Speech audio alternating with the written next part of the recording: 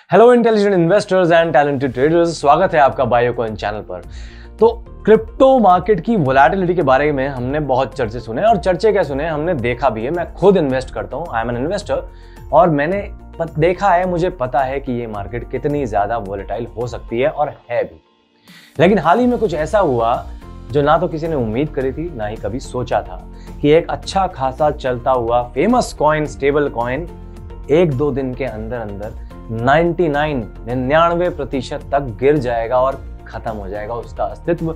और आज के टाइम पे वो अपना अस्तित्व तलाश रहा है इस पूरी मार्केट में, जो कल को बहुत ज्यादा फेमस था कभी। तो आज जानेंगे टेरा लूना क्रैश के पीछे के कुछ रीजंस और कुछ कयास भी जो लगाए जा रहे हैं मार्केट में। तो बात करते हैं रीजंस की कि क्यों हुआ इतना बड़ा टेरा लूना क्रैश।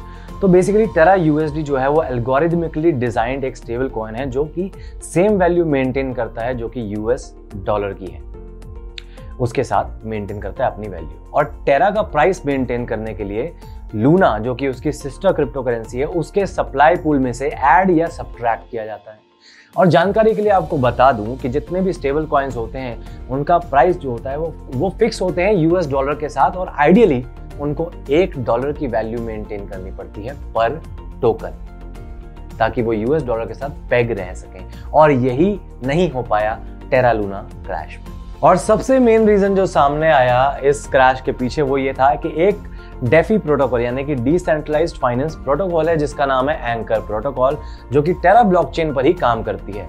अब इसको आप एक तरह से एक सेविंग्स अकाउंट के तौर पर सोच लीजिए, जिसमें इन्वेस्टर्स अपने लूना होल्ड कर रहे थे, और एक र्यूमर के चलते उन्होंने अपने सारे लूना एकदम से विड्रॉ कर लिया। और वो र्यूमर ये था क्योंकि एंकर प्रोटोकॉल उनको होल्ड करने पर 20% तक के फिक्स्ड इंटरेस्ट रेट दिया करते थे, और र्यूमर ये था कि वो लोग अपने इंटरेस्ट रेट वेरिएबल करने वाले हैं। तो तभी सब ने अपने होल्डिंग्स विड्रॉ करने शुरू कर दिए, और एक ही वीकेंड के अंदर अंदर डिपॉजिट्स की वैल्यू $14 बिलियन से गिरकर सीधी $11 बिलियन तक आ गई। और क्योंकि जब एकदम से पूरी की पूरी डिमांड ही खत्म हो गई मार्केट में लूना की, तो उसकी वजह से टेरा भी कोलैप्स हो गया और अल्टीमेटली यूएसटी क्रैश हो गया।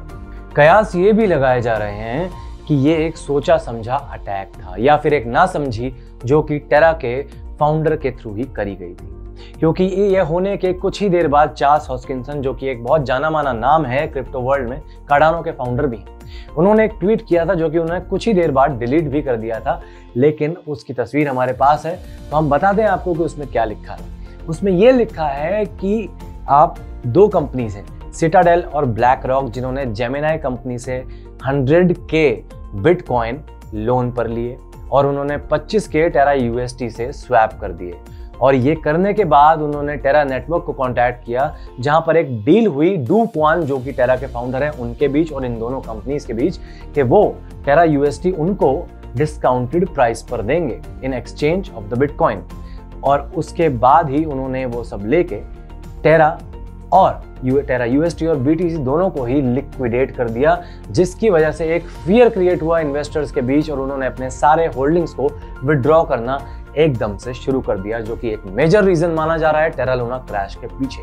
आप बताइए कि आपकी रिसर्च कहां तक है इस क्रैश को लेकर, कमेंट सेक्शन में वहीं मिलते हैं। और बायोकॉइन चैनल को सब्सक्राइब कर लीजिए, ऐसी ही अपडेट्स के लिए नोटिफिकेशन बेल को हिट कर दीजिए। Signing off, Tushar Bakshi. Crypto products and NFTs are unregulated and can be highly risky. There may be no regulatory recourse for any loss from such transactions.